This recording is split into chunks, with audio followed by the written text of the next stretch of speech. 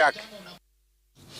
Na shughuli ya upigaji kura nchini Uganda ilianza asubuhi ya leo, kwa wapiga kura milioni 21.6 wakitarajiwa kufika debeni kupiga kura. Masanduku ya kupiga kura pamoja na vifaa vingine vya kupigia kura viliwasilishwa na maafisa wa tume ya uchaguzi, huku shughuli hiyo ikionekana kuanza kwa upole ama kwa utaratibu, kwa wapiga kura wachache wakifika kuanzia mwendo wa saa 1 asubuhi. Hata hivyo, ulinzi mkali umeshuhudiwa katika vituo vya kupigia kura, huku asasi za usalama zikishika doria.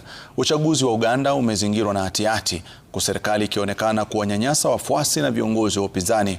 Baadhi ya wanaharakati wangali wanazuiliwa, akiwemo aliyekuwa kiongozi wa upinzani Kizza Besigye. Rais Museveni anatafuta muhula wake wa 7 mfululizo, na mpinzani wake mkuu Robert Kyagulanyi maarufu Bobi Wine anampinga kwa mara ya pili debeni.